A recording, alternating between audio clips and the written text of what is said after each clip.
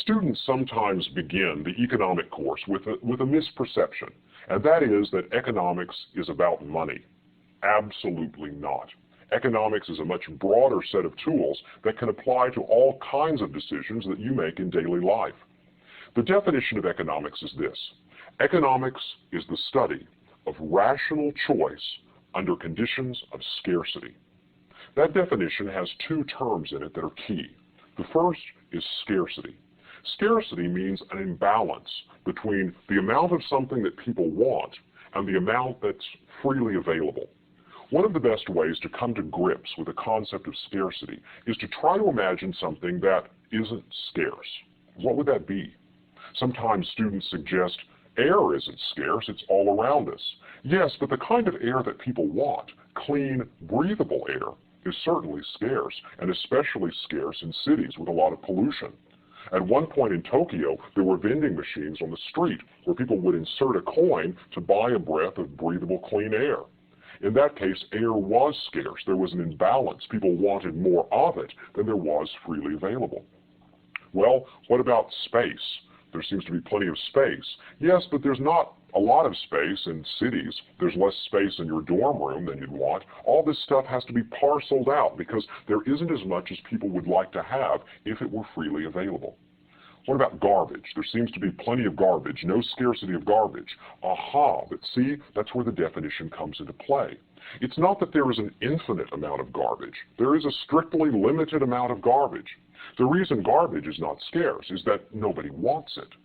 Scarcity is an imbalance between the amount of something that people want and the amount of that good that is freely available. Anytime something is scarce, we've got to figure out how to use it, how to share it, how to parcel it out among its competing uses. And that requires some kind of decision, some kind of choice. And that leads us to the second term, rational choice. Rational choice, or the word rationality in economics, refers to people making calculated, self-interested decisions. It requires that you be willing to consider costs and benefits, all of the factors that are involved in a decision, and choose that course of action that is most satisfying to you. The one that maximizes your wealth, the one that maximizes your company's profits, the one that maximizes your satisfaction from the way you use your limited income or your limited amount of time. We say that an agent is rational if that agent considers cause and effect, if that agent considers the consequences of his or her choices and chooses those courses of action that provide the most satisfaction. Rational choice is calculated self-interest. So if we have calculated, self-interested people operating in a situation of scarcity, then we've got economics. One example of this is the concept of opportunity cost. We imagine that when people make a choice, they consider the opportunity cost of that choice. The opportunity cost of a choice is the best alternative you give up when you make that choice. For instance, if you go to your economics class one morning, the best alternative might have been an extra hours worth of sleep. Rather than staying in bed and sleeping, you chose to come to your economics class instead. The sleep was the opportunity cost of your choice. If you are enrolled in college this year, you're getting a good education, which might be satisfying in its own right. It may also be that that education is your key to a higher salary that leads to more goods and services in the future. But the opportunity cost of those goods and services in the future and the satisfaction of your expanded mind is the money that you're not making now and all of the toys that you could be buying with the income that you're giving up.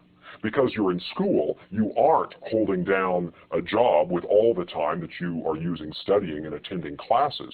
The time away from work is lost income, lost goods and services, and lost satisfaction. So the opportunity cost of your investment in your future is the present satisfaction you could get from a higher paycheck. There's an opportunity cost. There's no such thing as a free lunch.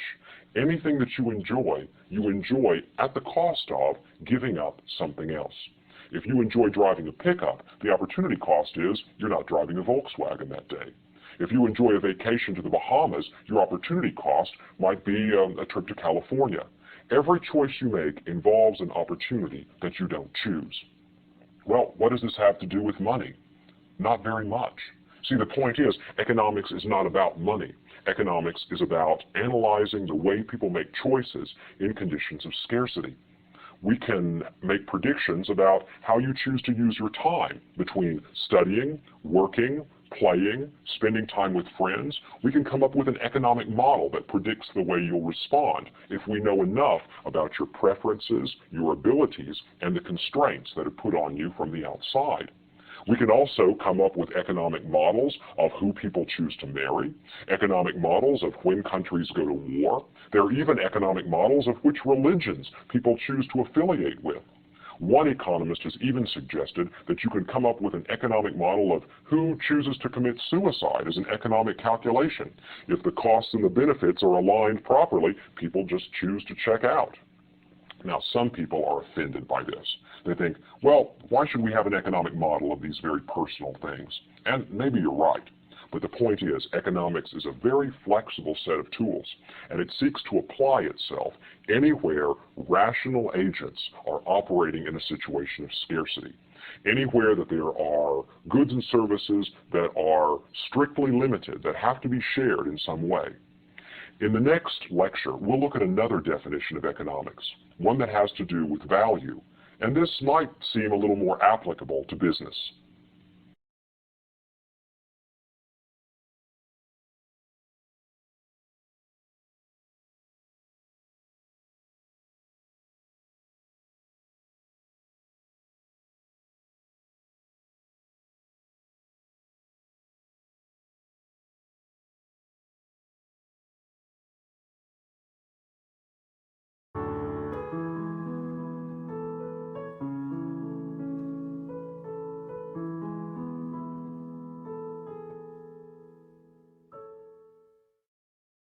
In the last lesson, we defined economics as the study of rational choice under conditions of scarcity. Now we will introduce a second definition of economics that may seem to have a little more to do with business. Economics is the study of the creation and distribution of value. To understand the importance of this definition, you need to know what an economist means by the term value. And value sometimes becomes a bit of a squishy concept. We know what it is, but it's hard to measure in some cases, and therefore seems difficult to define.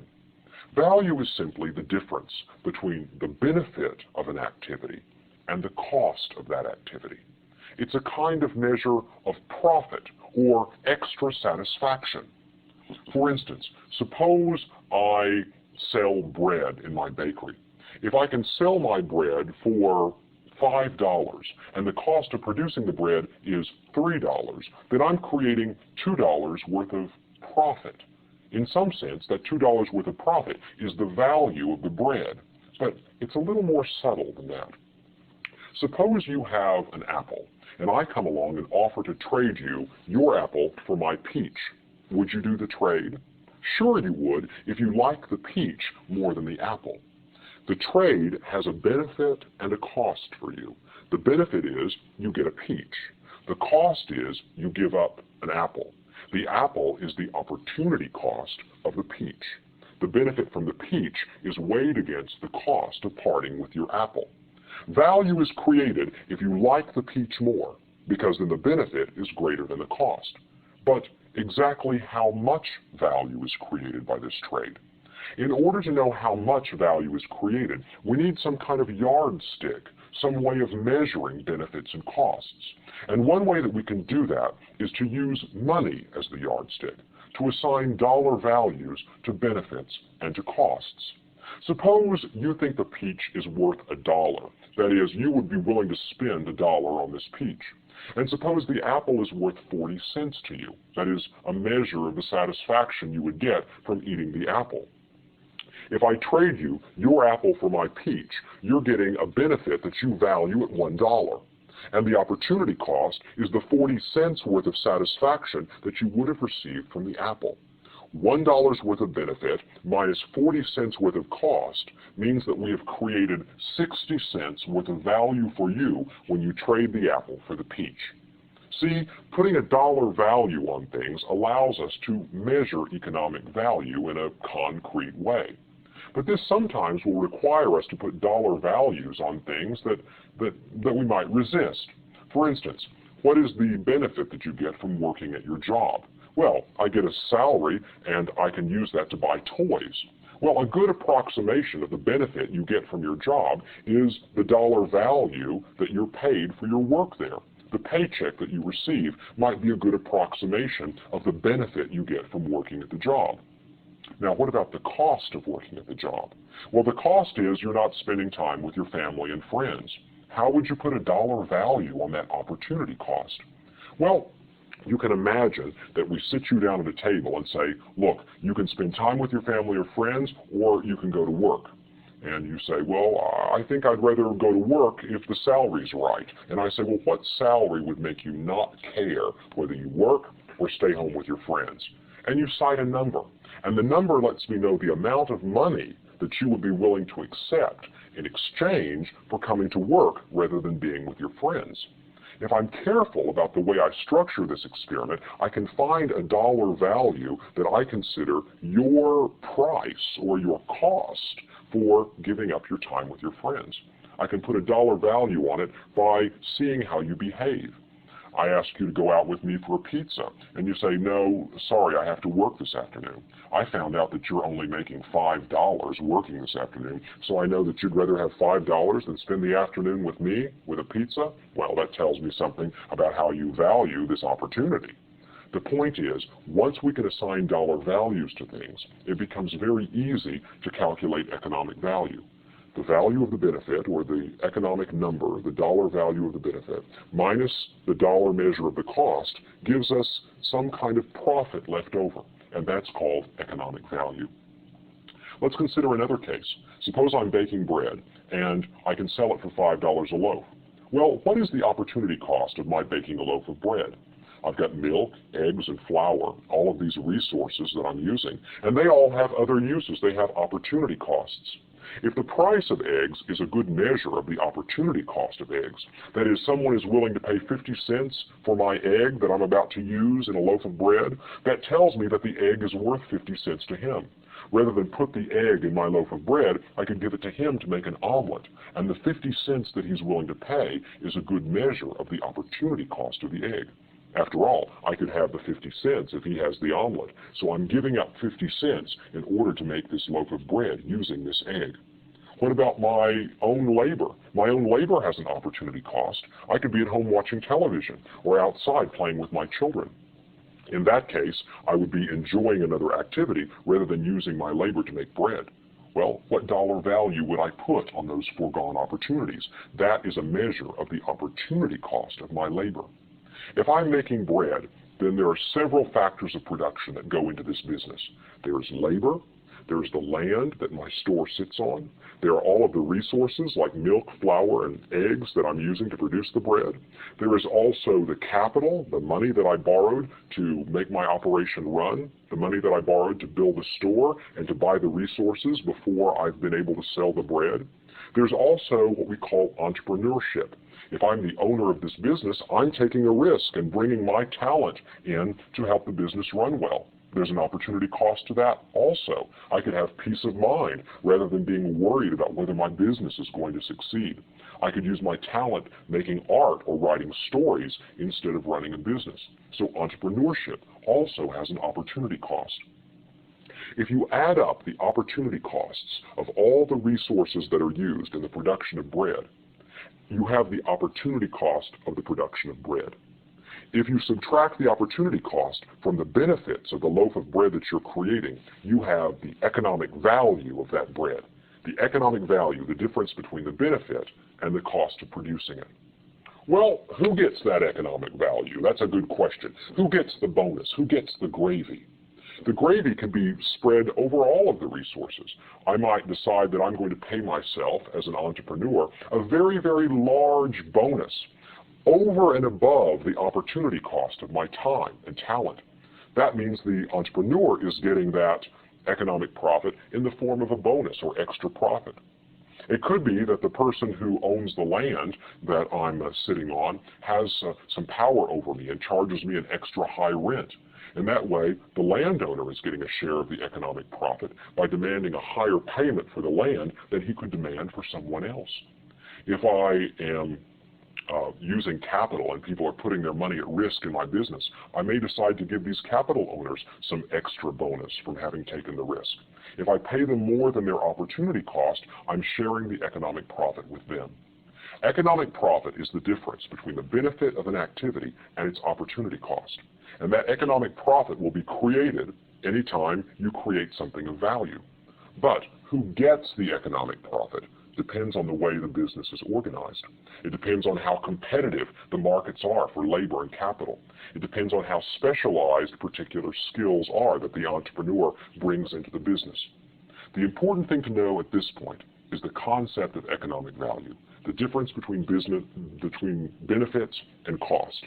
Anytime economic value is created, economists are usually pleased. This is the thing that we're trying to make more of, whether we're making it through trades, like the apple for the peach, or whether we're making it through the production of goods like the bread, where the benefit is greater than the opportunity cost of production. Economics is about figuring out when and where value is created and who gets the value in the form of benefits beyond their opportunity costs.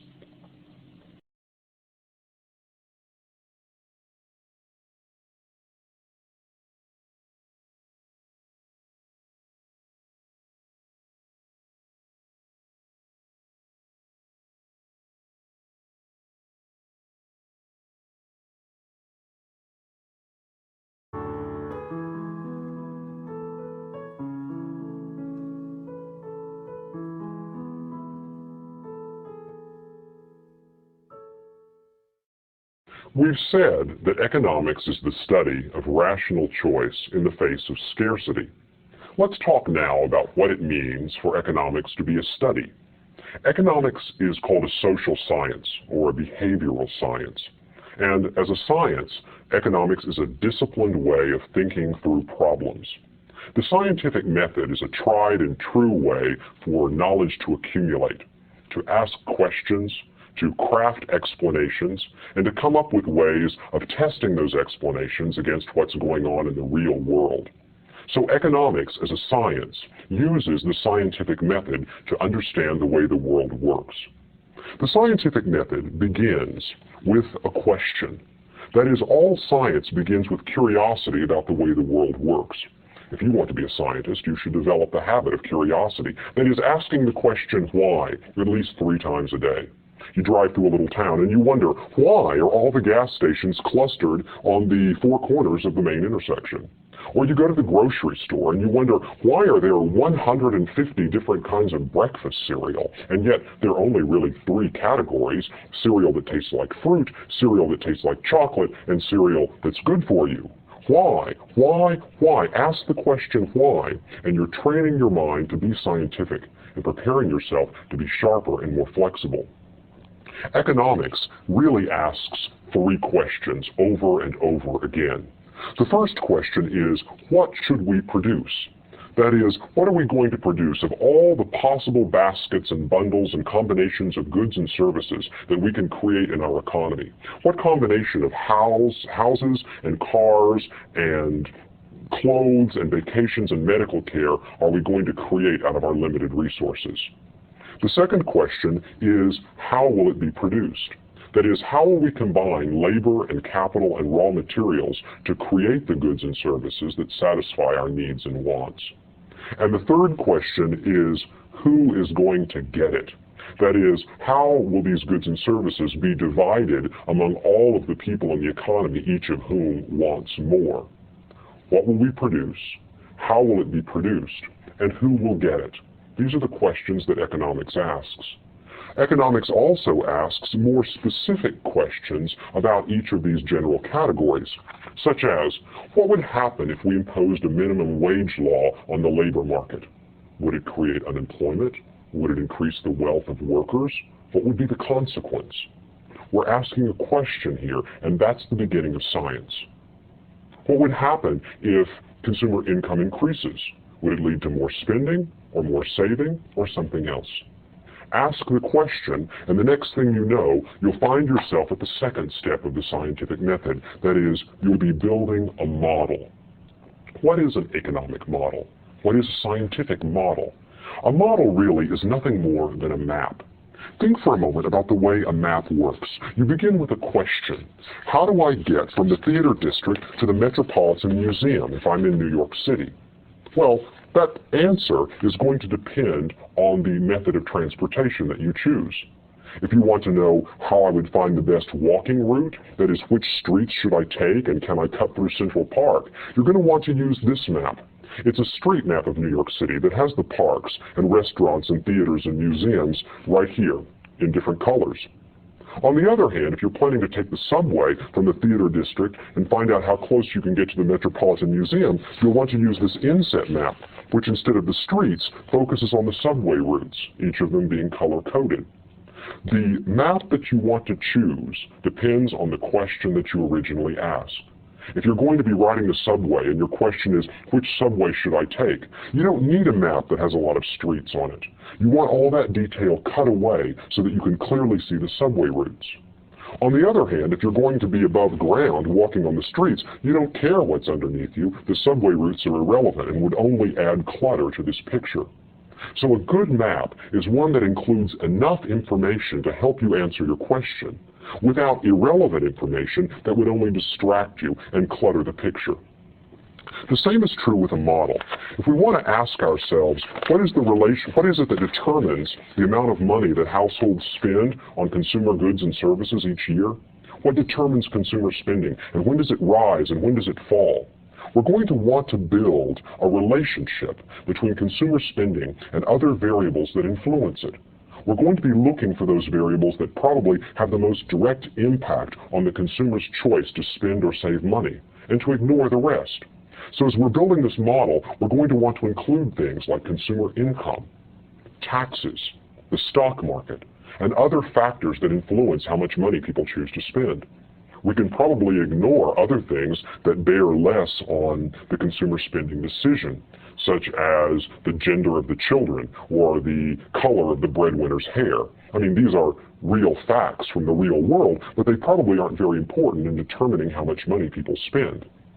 Margaret Mead once said that a model that is completely realistic is no more useful than a map with a scale of 1 to 1.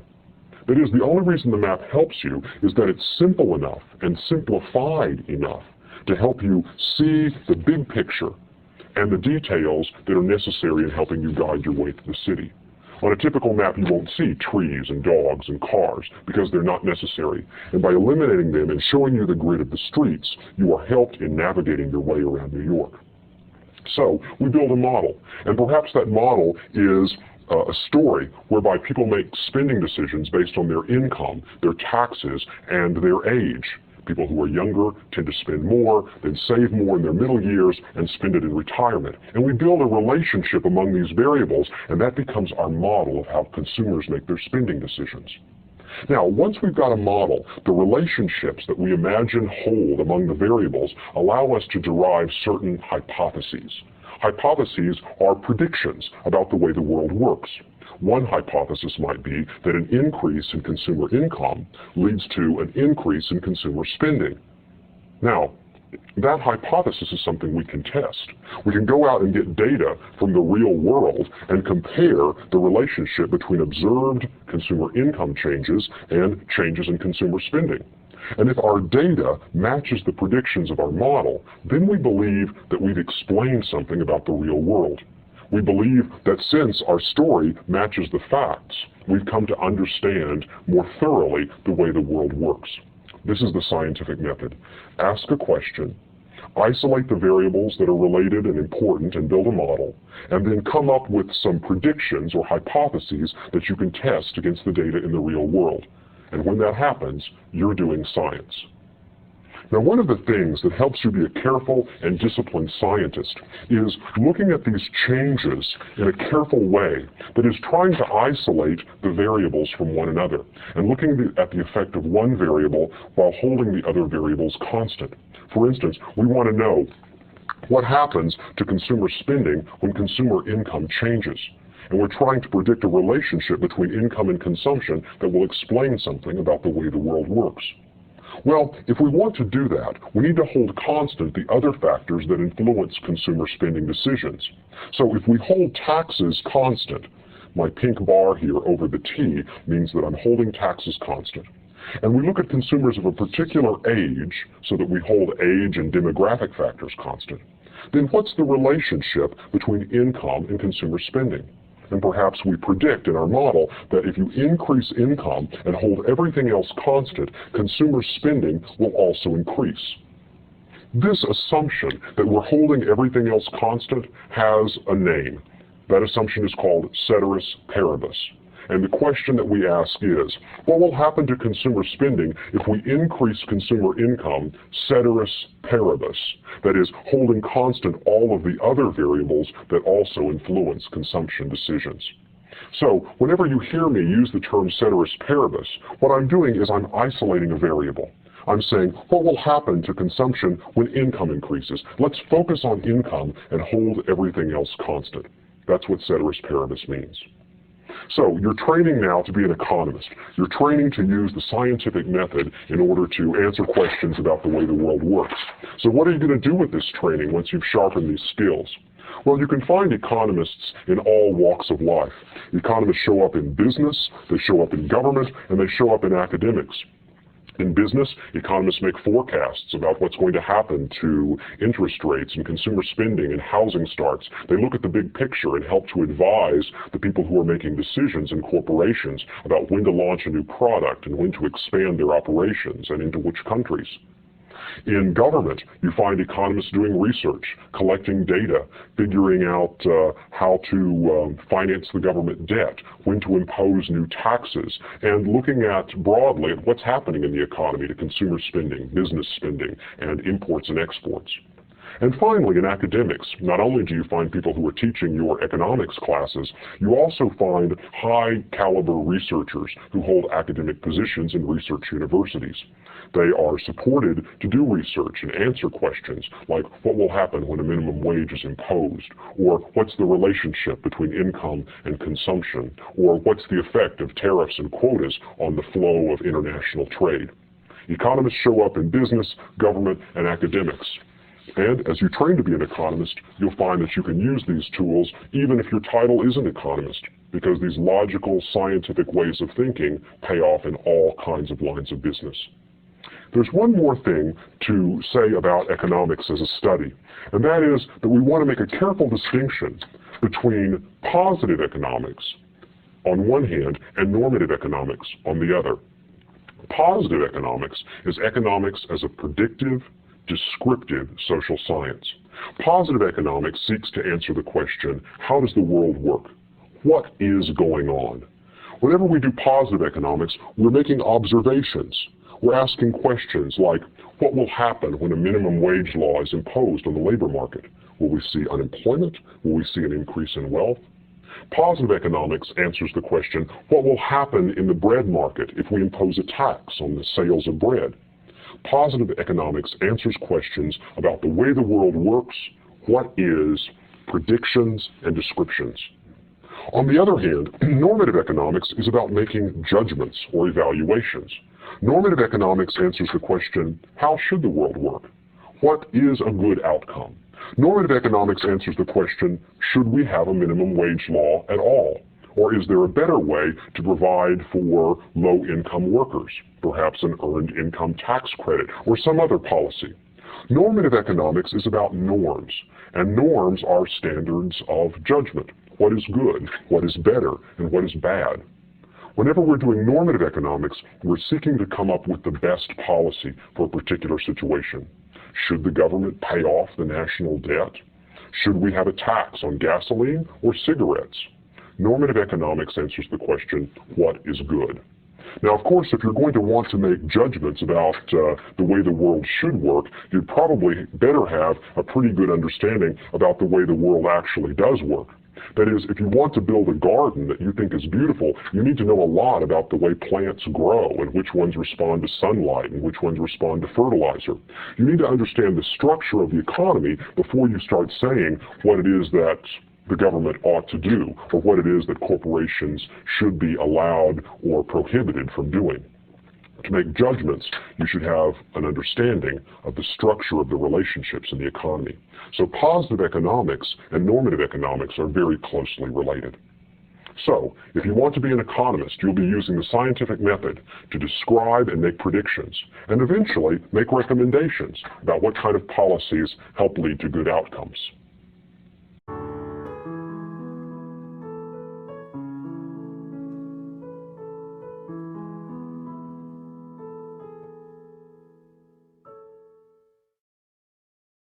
Economists use graphs to represent a lot of their analysis. So we'll take a while here to review how graphs work and see how we'll be applying them throughout the lessons. You're familiar with graphs like pie charts, which show you how one sum can be divided up into its parts. You're also familiar with bar charts that show you how a sum changes over time or can be divided up also into its parts. In economics, we're going to use graphs in two-dimensional space, and these graphs usually represent relationships between two variables, or in some cases, relationships among three variables. What we'll do in this lesson is show you how those graphs work and prepare you for tools that we'll be using in other lessons. Let's start by having a look at the two-dimensional graph space. We have a vertical axis along which we measure the quantity of one variable, and a horizontal axis along which we measure the quantity of another variable. And usually these two variables are related in some way that the economist finds interesting. Let's look at an example of information that we represent in this two-dimensional space. Suppose we want to graph the relationship between two variables, consumption and household income. Consumption is the amount of money that a household spends on goods and services, and income is their income, the money that they take in from work and other sources. Now, how are we going to represent the relationship between consumption and income? Let's start by graphing income on the horizontal axis, and I will use this abbreviation, INC, to stand for the household's income, and we'll measure this income in dollars. So I'll put a dollar sign here to remind me that everything that's measured on this axis is measured in dollars. Now I can calibrate the axis by marking off these tick marks and putting numbers along them so that I have a scale along which to represent my information. Let me let each of these tick marks represent $10,000 worth of annual income. So the first tick mark here I could label 10 for $10,000. The second tick mark I could label 20. The third I could label 30. And I might want to be careful here not to put too many numbers close together or the graph could start to get crowded and unwieldy. So what I'll do is I'll skip every other 10,000 and represent 10, 30, 50, 70,000. Here's 80. I'll skip it. 90, 100,000, 110, and 130. And the numbers, of course, continue as you go out. The numbers increase, representing larger annual incomes as you move to the right. On the vertical axis now, I'll represent the other variable, and this is going to be consumption spending, which I'll represent with the letter C. So as I increase my vertical altitude here, I'm increasing the consumption spending of this household. I'll put a dollar sign here to remind me that consumption is measured in dollars. And I'll do the same thing that I did on the horizontal axis. I'll calibrate using tens, and I'll skip every other one so that I don't get too crowded. Here's $50,000 in annual consumption spending. Here's 70. Here's 90. Here's 110. And just let the numbers go on up. Now, what I do in this space, now that I've created it, is I can represent information about consumption spending. Suppose I have a table of numbers, and one of the numbers that I have Suppose I have a table of numbers, and each one of these numbers represents the income spending information for a particular household. Each household, each data point that I have represents the behavior of a household. So I'm going to put data points in this graph, and each point will represent the behavior of one particular household. So suppose I have a household, and I know that their annual income is $30,000, and their annual consumer spending is $40,000. Now you might ask, how can that happen? If their income is only $30,000, how could they spend $40,000? Well, perhaps they have other sources from which to get money. Perhaps they have savings that they can draw on, or perhaps they receive payments from the government or other sources of income. So if I know that a household that has a $30,000 annual income is spending $40,000 a year on consumption spending, I will go up to this point and put a dot where those two numbers come together. Now notice, the horizontal coordinates of this point represent the income of the household, that is $30,000.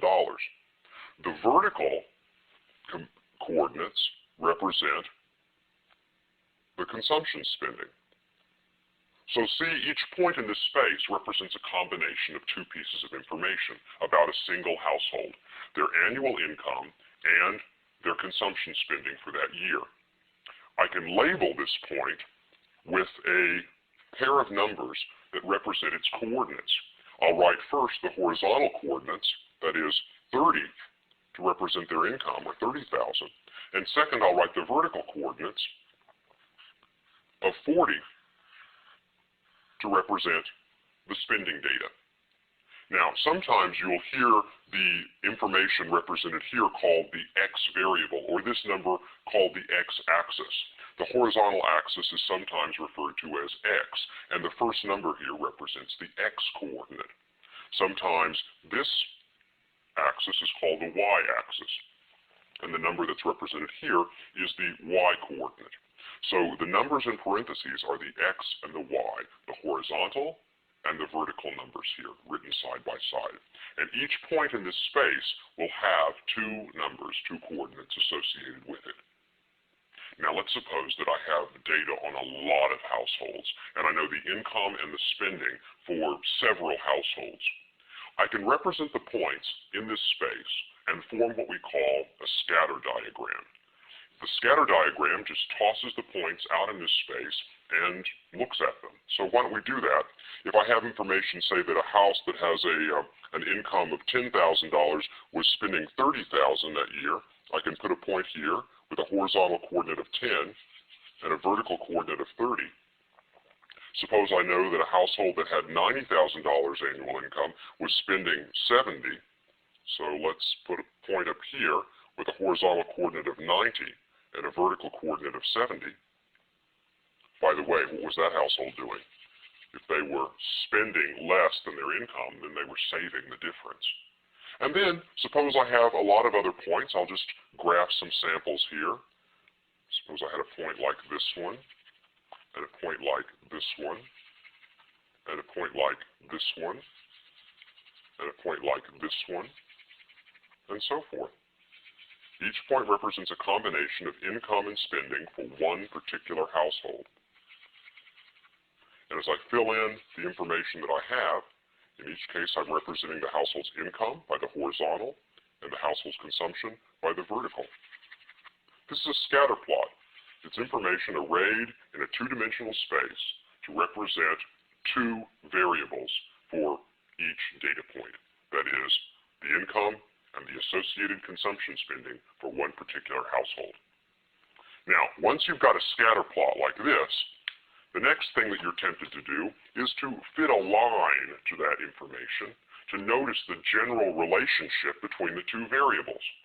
Notice, as we look at this information, in general, as income increases, consumption spending increases for these data points. We say that there is a direct relationship between income and consumption, a direct relationship or a positive relationship between these points. If I wanted to notice the general relationship, I could fit a line to these points that would look something like this. And this line represents the general relationship between consumption and income. That is, in general, for the points in this data set, as income increases, consumption spending increases. The thing that's important to notice here is because of the direct relationship, the line that passes through these points has a positive slope. Now, what does that mean, a positive slope? I'll get to that in just a moment. But I want to stop here and make the point that in economics, one of the first things that we do is we notice general relationships between data points. We notice, for example, that when income increases, consumption increases, we observe a positive or a direct relationship among the points.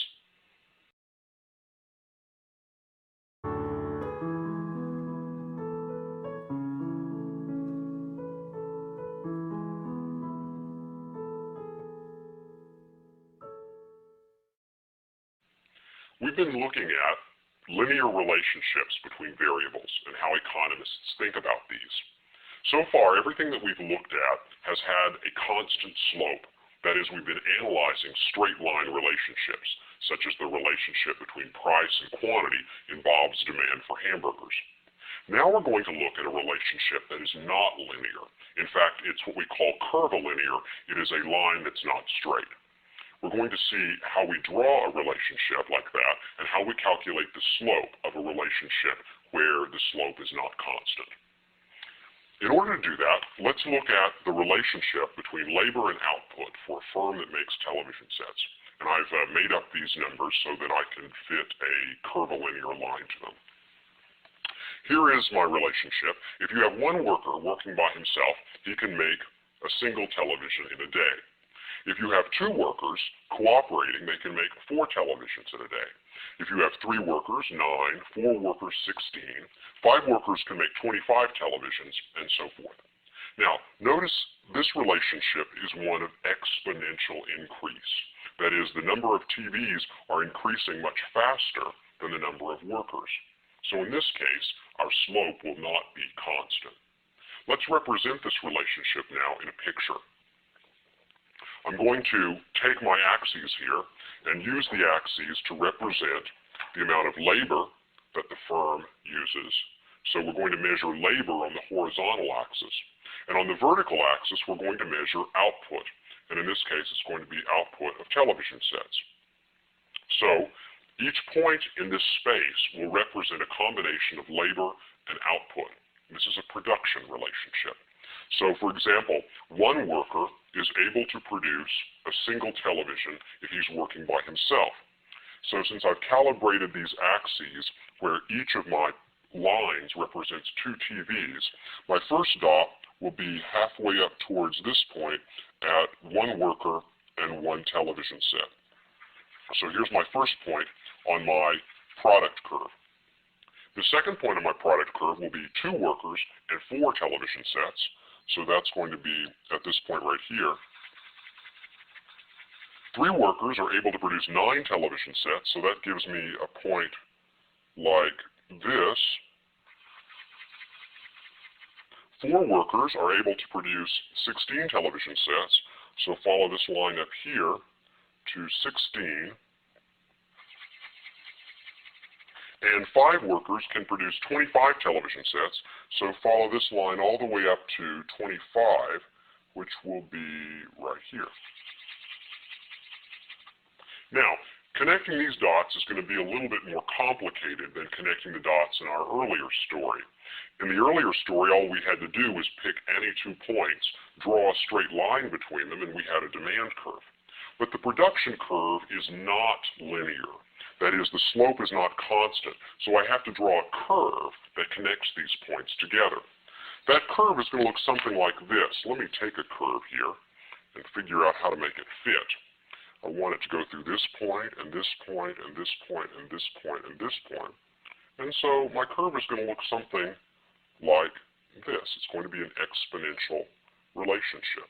So if I want to connect my dots, I'm going to have them lying along a blue line that looks like this. Let me go ahead and draw that blue line in.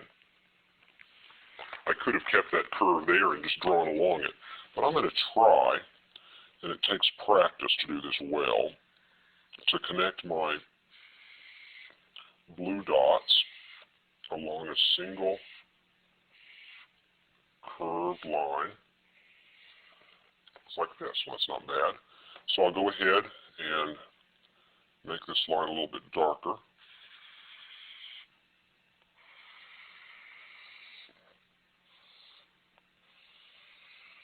And there's my production function for a firm that hires workers to produce television sets.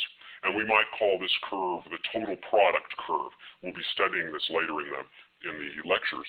So I'll go ahead and label this TP, total product. And this total product curve depends on lots of things like the technology of the firm and the size of their factory and other things. What I'm mainly interested in at this point, though, is figuring out what the slope of this curve is at a particular point. Say, for instance, we are looking at this point right here, the point where we're hiring 2 workers and making 4 television sets in a day. And I'd like to know what is the slope of the curve at this point when I'm hiring 2 workers and making 4 television sets a day. What's the slope of the curve? That is, what's the rise over the run? How many extra television sets will I be able to produce if I hire an extra worker? Well, to calculate the slope of a straight line, it's not quite as simple as looking at 2 points on the curve. Because as you move from one point to another, what's happening is that the line itself is changing its slope. Down here, our blue curve is relatively flat.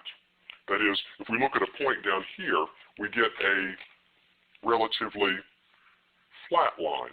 But as we move up the curve, notice, the line is getting steeper and steeper and steeper. The slope is changing all along this blue curve.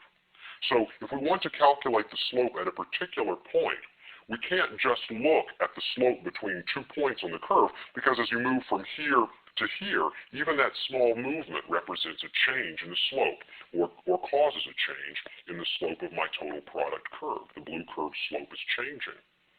Well, here's how we do this. We calculate the slope of a single point on this curve. We calculate the slope at a single point by taking the limit of slopes of lines that connect 2 points on the curve. So for instance, suppose we look at what happens as we move from 2 workers to 4 workers. As we move from 2 workers to 4 workers, what happens is this. We're moving along a line that connects those 2 points. And the line that connects those 2 points is this line right here. This red line connects those 2 points. Now what's the slope of that red line that connects this dot with this dot? What's the slope of that line? Well, let's calculate it. The slope of my red line here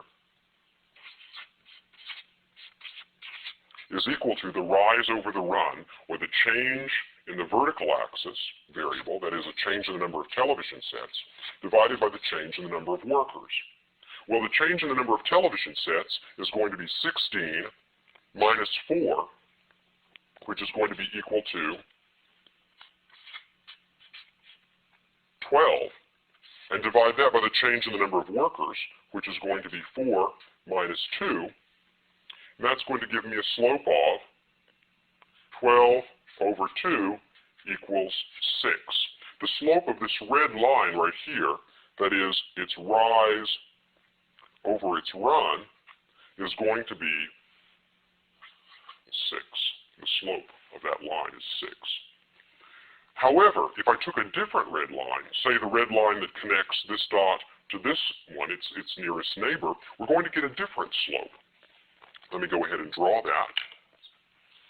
If I connect this dot with the nearest neighbor, my red line is going to be a bit flatter. Now it's a little harder to see that line because it's almost right on top of the blue line, but what we've got here is a line that connects this dot with its nearest neighbor. I'd like to know what's its slope, what's the rise over the run as I move from this point to the next. So let's look then at the slope as we move from 2 workers to 3 workers. In that case, the slope once again is rise over the run, but the slope along this point is going to be a little bit different. The slope in that case is going to be equal to, the output has changed from 9, or to 9 from 4, divided by a change in workers from 2 to 3, gives a slope of 9 minus 4 is 5 over 1, which is going to be equal to 5. So the slope at this point is 5. Notice what's happening. As we move from this original red line that connected these 2 points to the red line that connects 2 closer points, the slope is getting flatter. It's gone from rise over run of 6 to rise over run of 5. Eventually what happens is if we let the point that we're looking at get closer and closer to our original point, if we let the point that we're looking at get closer and closer to our original point, we're eventually going to come up with a line that has a slope that is equal to the slope of the blue curve itself. Eventually what we get is what we call a tangent line. The tangent line is the line that just touches the blue curve. If you had something straight like this ruler and you wanted to lay it against the blue curve, laying the ruler against the blue curve would give you the tangent line. Laying something straight against a curved line at a particular point gives you the tangent. Tangent means touching. If you wanted to take the blue curve like before and lay it against the blue curve and have this blue curve be a straight line, the slope of this blue curve now is the slope of the tangent line, the line that just touches. So to calculate the slope of a curve at a particular point, you take the limit of the slope of the lines that connect that point to other points, and that limit is going to be the tangent line, the slope that's tangent. So when we're looking for the slope of a curved line, we take the slopes of lines that connect points on the curve, let those slopes change as the point gets closer and closer to the point we're interested in, and finally we come up with a line that's tangent to the curve at the point we care about. In this particular case, from calculus, I know that the tangent line that I've drawn here with a dash has a slope of 4. I'm not going to do the calculus right now, but what I'm interested in your understanding is that when you have a curved line, the slope of that line changes as you move along it. And the important thing for you to know that the slope of that curve at a particular point is the slope of a straight line that touches the curve at that point.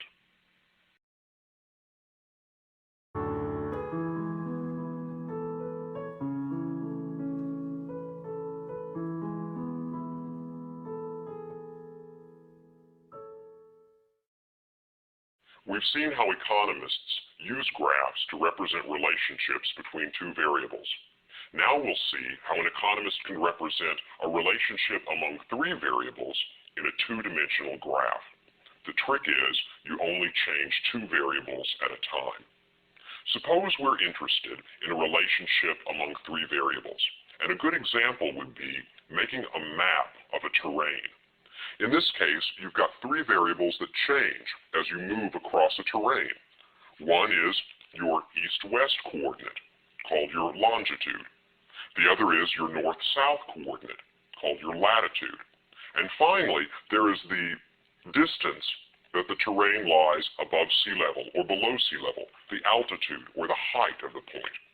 As you move through a terrain, all 3 variables are changing, east-west, north-south, and height above sea level. So when we draw a map, how do we represent these 3 variables? Let's look at a set of data points, and then we'll show how we represent them in a graph. Suppose we have a set of combinations of latitude and longitude for which the altitude remains constant. That is, let's look at points that have a constant altitude of 1,000 feet above sea level. And if we identify a set of these points, we'll find that the latitude and longitudes that give us an altitude of 1,000 can be written down in a table. Suppose that at a latitude of 200 feet north and 600 feet east, we have an altitude of 1,000 feet. Suppose at another point, a latitude of 100 feet north and 100 feet east, we have an altitude also of 1,000. And finally, a third combination. Notice the trick here is I'm holding my altitude constant as I change latitude and longitude. All of these combinations of latitude and longitude have a constant altitude of 1,000. So let's move these numbers over to the box at the side and then show how to represent them in a graph.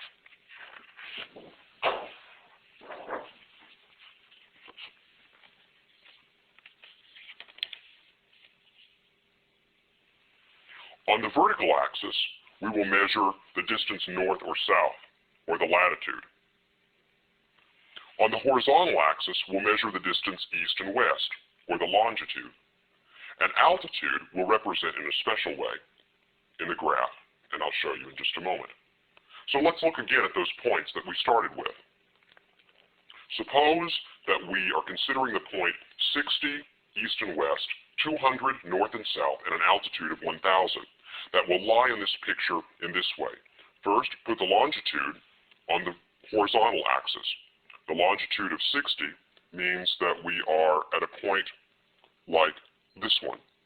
The latitude of 200 means that we are up here at 200.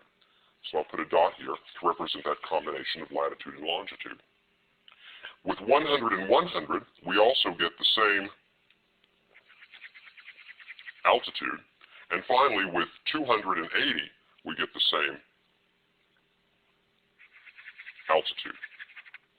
Each of these three dots represents a latitude and a longitude combination with a constant altitude of 1,000. So what I can do to make it easier is I can connect all the points that have an altitude of 1,000 and label this curve 1,000.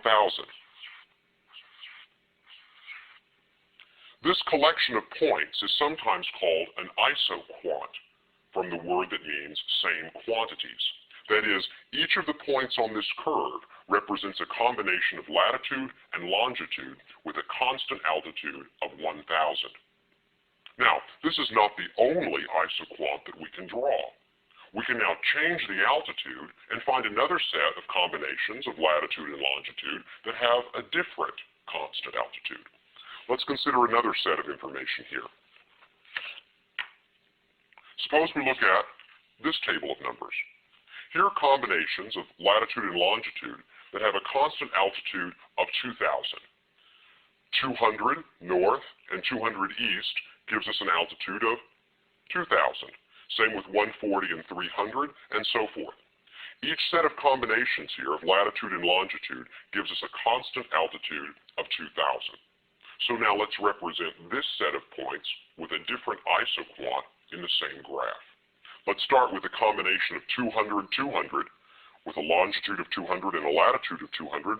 We're going to get this point right here, and that has an altitude of 2,000. We also get an altitude of 2,000 with a longitude of 140 and a latitude of 300.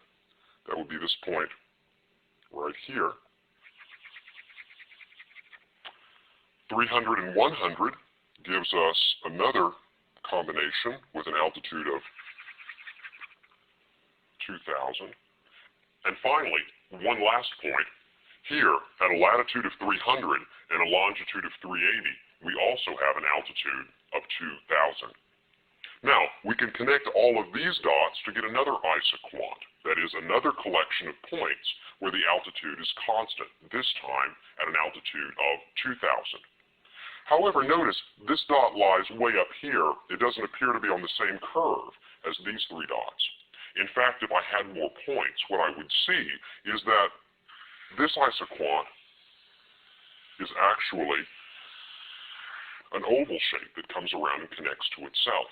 Unlike this isoquant, which doesn't appear to bend back on itself, here's a complete set of points where all of these dots form a closed oval with an altitude of 2,000. If I had other altitudes, I could form other isoquants, that is, other points with constant altitude. For example, this oval might represent a set of points that have an altitude of 3,000. And finally, here in the middle, there might be a point at the top of our hill that has an altitude of 3,500. Here, then, is our isoquant map. What I've done is I've collected points together that have constant altitude. You can imagine here a topographical map where the altitude is rising as we move up to the northeast, and then after you go over the top of the hill, you begin to lose altitude. In fact, what you're seeing here are cross-sections of a hillside. Imagine a plane coming through and lopping off a hillside at a certain altitude. Here's what it would look like if it were lopped off at 1,000. Here's what it would look like if it were lopped off at 2,000. Here's the shape of all of those points with an altitude of 3,000, and so forth. This is the way an economist represents three dimensions in a two-dimensional graph. We use the two axes to represent two of our dimensions, in this case, east and west and north and south. And we use the third dimension in the graph, and we represent the third dimension in the graph as the numbers on the isoquant lines. Later, we'll be using this tool to represent consumer preferences, as well as the trade-off between factors of production in the making of goods and services.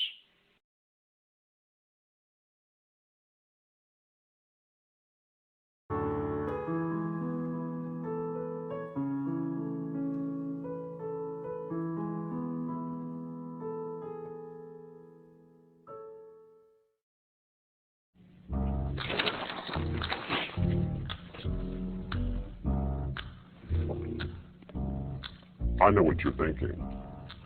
You're wondering what the difference is between micro and macro, and you want to know which one's easier. Well, let's start with this explanation. Microeconomics is about the decision-making process of individuals. Households deciding whether they're going to buy apples or oranges. A firm deciding whether it's going to install a computer or hire another worker. Macroeconomics is about the aggregate. Whenever you lump together all of these households and business and the government and foreign trade, what kind of organism do you get? In fact, that's a good way of thinking about it. Let's use a biological metaphor. Microeconomics is like the study of a cell, the mitochondria and the nucleus and the way energy is created and the way the cell works. And we put the microscope in on this particular cell and we look at its chemical processes. Macroeconomics is stepping back and letting these cells merge until they become a body, something that doesn't look like a cell at all, but in fact has arms and legs and does different things. Cells metabolize energy. Bodies reach over and pick up an apple and eat it. Macroeconomics is about the study of the economy as an organism. It's an organism that has its own vital signs, like inflation and unemployment and the interest rate and the money supply. Macroeconomics is a look at the overall economy as an organism. Microeconomics is looking at how the cell works. So, apart from this metaphor, how does this work in economics? Well, in microeconomics, we're going to be answering questions about the way individuals respond to changes in relative prices. For instance, in microeconomics, we ask the question, if the wage rate goes up, will a household supply more labor or less? You can argue it either way, right? A higher wage causes you to substitute your energy away from leisure towards labor so that you can afford to buy more toys.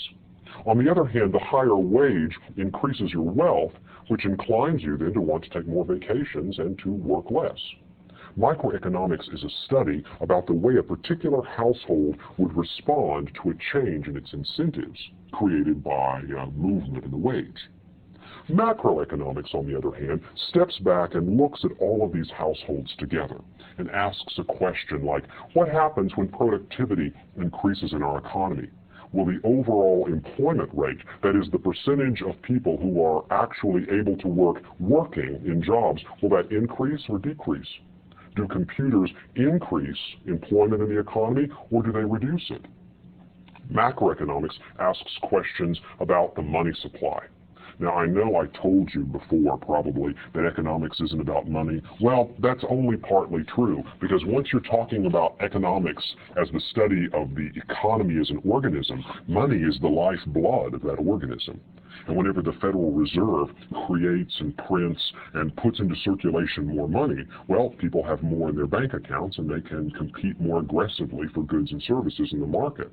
And that will probably, in fact, most definitely, have an influence on the price level, as well as the ease of getting credit and a loan if you are a business that wants to expand. Macroeconomics does study money, and it looks at how the Federal Reserve's activity in the economy, the creation and circulation of money, influences the price level, which in turn may influence businesses' investment decisions and household purchases.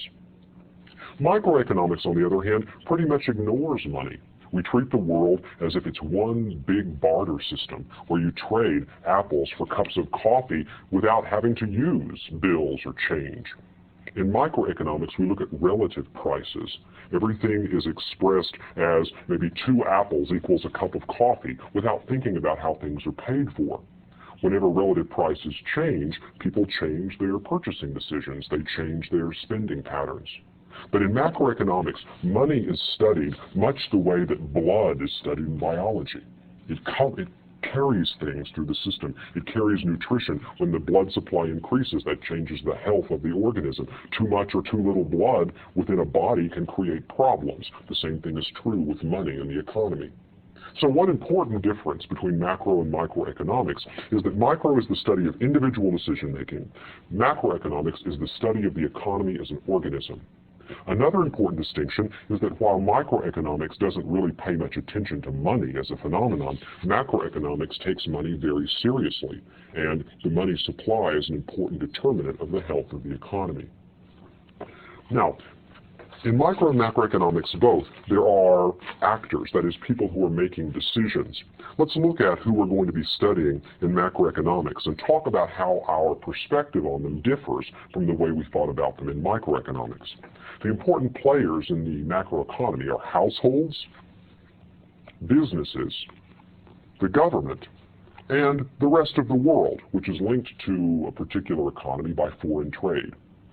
In macroeconomics, the spending of households is called consumption. Whenever households spend money, they are said to engage in consumption. The alternative to consumption is savings. And another thing a household can do is it can use its income to pay taxes. Now, in microeconomics, we answered questions like, what happens when this household goes to the grocery store? Do they buy apples or do they buy oranges? In macroeconomics, on the other hand, we're going to ask about what determines the amount of consumption spending overall that this household will do in a year. And we'll look at variables like income, taxes, and age as influential on the consumption decisions of this household. What about businesses? In microeconomics, we answered questions like, will this business choose to hire an extra worker or an extra machine at this point? That is, in what ratio will this business employ capital and labor? And if the wage rate increases, we found that businesses were inclined to hire less labor because it was more expensive and substitute and hire more capital instead. That's a microeconomic analysis. On the macro side, what we do is we look at the big picture. When interest rates go up or interest rates go down, are businesses inclined to do more investment spending or less? That is, what influences the overall amount of spending that businesses are inclined to do? Rather than looking at individual decisions within the firm, we consider businesses as part of this overall organism, and we ask what determines the amount of spending that they plan to do. Next, we look at the government.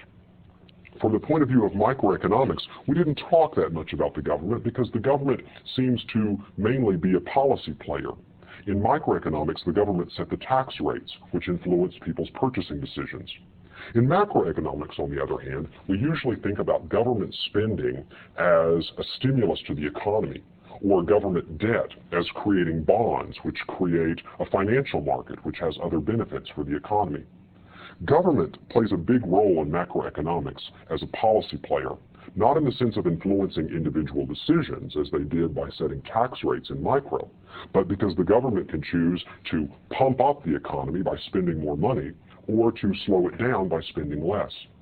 Also, the Federal Reserve, although not technically part of the federal government, really seems like a government entity. That is, the central bank is kind of part of the government, and it's the central bank that determines the amount of money that's in circulation, which influences the price level and other factors, variables in the economy. Finally, we have foreigners, and we didn't talk about foreigners in microeconomics at all. But now the foreign sector becomes very important because the demand for our goods overseas determines the amount that we can export, and that's going to determine how much factories are going to be inclined to produce. Factories tend not to produce goods they can't sell, and foreign demand becomes an important component in the macroeconomy. So, these are the players in the macroeconomy. These are the players, and the way that we think about them in macroeconomics is broadly. Consumers spend money, pay taxes, and save. Businesses spend on investment goods. The government increases spending, maybe runs a deficit, maybe pays off its debt. And foreigners, depending on the exchange rate, may buy more of our goods or less. Now, there's one more thing that we're going to want to consider whenever we think about macroeconomics. I've already mentioned the importance of money in macroeconomics, and that raises the question of being careful whenever we're discussing a particular economic story, of being clear about whether we're talking about a real variable or a nominal variable. Anything measured in terms of money is considered nominal. So for instance, if I hold up this cup of coffee and you can see the price tag on it, if I want to talk in real terms, it's 1 cup of coffee. When we talk about real goods and services, we're talking about physical, tangible, actual goods and services that people enjoy. Cups of coffee, apples, haircuts, vacations, medical care. However, this is also $1.25 worth of coffee.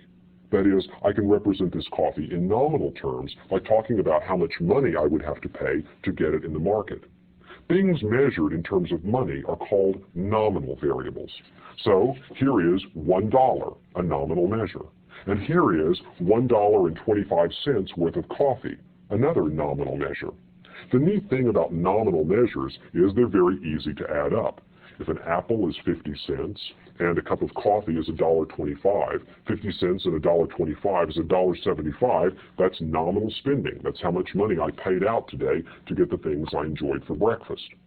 However, real goods and services are actual things that are harder to add up because they're in some respects non-conformable. I mean, how do you add apples and oranges and coffee and medical care?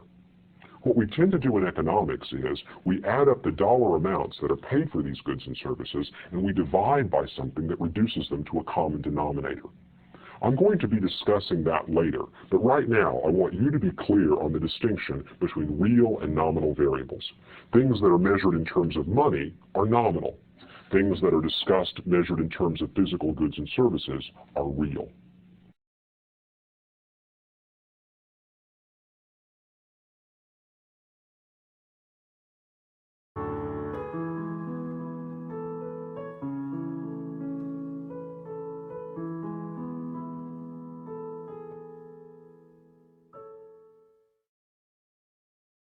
Let's look at what happens to the relationship between price and quantity when we change Bob's income. We've seen already that Bob has a relationship between the price of hamburgers and the quantity that he consumes per week. We looked at these tables last time, and we imagined, although I didn't say so, that Bob's income was $500 per week. Now, if Bob gets a bigger income, he's going to change his behavior. Let's suppose that Bob's income goes up to $600 a week. If it does, we might expect that Bob would spend more money on hamburgers than before. Let me replace the old set of numbers with the new set. This is Bob's behavior when the income that he earns goes up to $600 per week. In this case, we see that although he still buys no hamburgers at a price of $5 a piece, he'll now buy one when the price drops to $4.50. And then each time the price drops by 50 cents, he'll add one more hamburger to his weekly consumption, so that by the time we get down to $1 per hamburger, Bob's buying 8 hamburgers a week. That is, some days he's eating more than one. Let's now represent this new set of data in the graph that we originally drew. I'll go now back to my two-dimensional diagram with the quantity of hamburgers on the horizontal axis and the price at which hamburgers are selling on the vertical axis.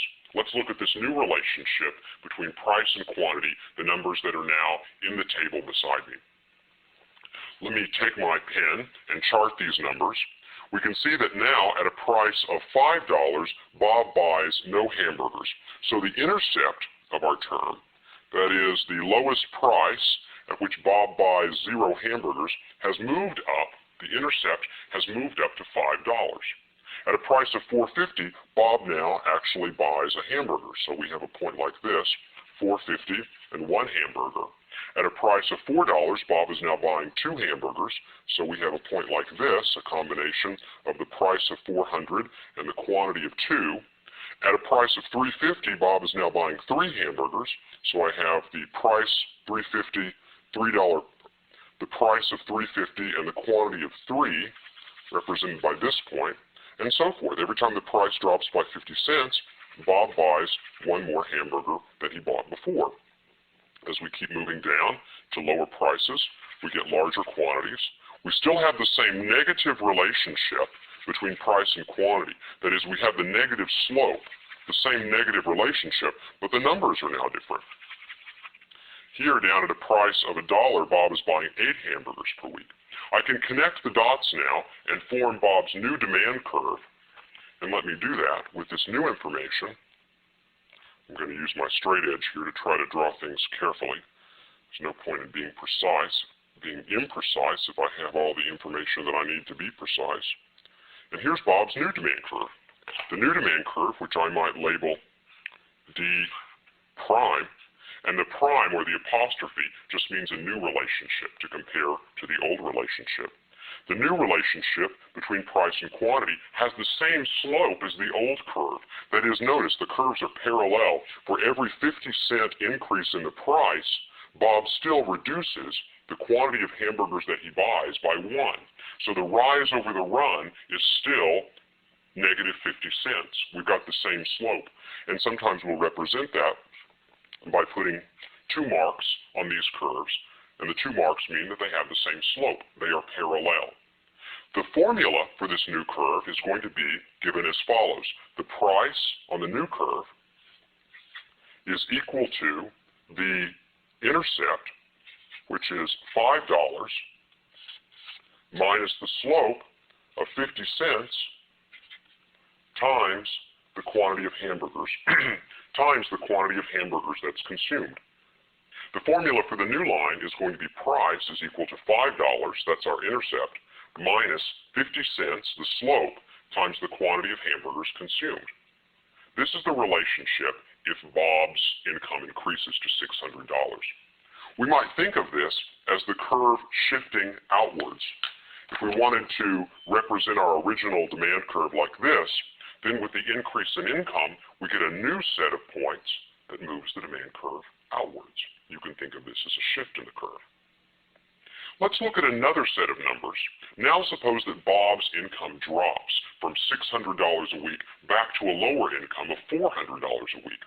In that case, what's going to happen to Bob's consumption? Well, here's a table of numbers that represents the number of burgers that Bob consumes if his income is $400. And let's look at these numbers together. What we see is that at an income of $400, Bob is not going to buy a hamburger until the price drops to $3.50. That's the price at which he is first willing to purchase burgers. Then, as the price falls by 50 cents, he'll buy another one, and so forth and so forth. And when the price gets down to $1 a week, and when the price gets down to $1 per hamburger, Bob will buy 6 hamburgers per week. So in this case, we can see that at a lower income, Bob will buy fewer hamburgers at every price. Let's represent this set of numbers, which I'll move over to the box, on the graph. Going back to our diagram, with the price on the vertical axis and the quantity on the horizontal, if the number of burgers that Bob buys a week falls because of the decline in his income, we get a new set of points. Notice now that Bob will not buy any hamburgers when the price is $4 a week. So we can put a dot here at $4 and 0 to represent Bob's behavior with the lower income. This is going to be the new intercept, the lowest price at which Bob buys no hamburgers. If the price drops down to $3.50, Bob will buy his first hamburger. So we get a dot like this. If the price drops down to $3 a hamburger, Bob will buy 2 hamburgers. We get a dot like this. And so forth. Just go through and fill in the numbers from the chart. $2.50 gets us 3 hamburgers. A price of $2 gets us 4 hamburgers. A price of $1.50 gets us 5 hamburgers. A price of $1 gets us 6 hamburgers per week, and so forth. Now, if I want to connect these numbers, I can form the new demand curve for Bob at the lower income. So let me connect these dots. And when I do, I get a new demand curve. And this one we could represent by d double prime. Again, the primes just remind us we have a new relationship or a new set of points. And again, it's going to have the same slope. All 3 of these lines are parallel. One of them represents Bob's behavior when income is high. One represents Bob's behavior when income is in the middle, $500. And finally, the third represents Bob's behavior when income is low. The slope in all 3 cases, that is the rise over the run, is going to be the same, but the intercept is different. And that's what gives us these parallel shifts. This third relationship can be summarized by the equation: the price is equal to $4, that is the vertical intercept, minus the slope of 50 cents, times the quantity of hamburgers that Bob consumes each week. In this case, we have a lower intercept. The curve is closer to the origin, but it has the same slope as before. So, notice the difference between the 3 curves is their intercepts. The first curve is the one that's in the middle with an intercept of 450. The second curve is this one right here with a higher intercept. And the third curve is the one with the lower intercept. Each of these 3 is a relationship between price and quantity for Bob. The difference is in the income. And when the income changes, we get a whole new relationship between price and quantity.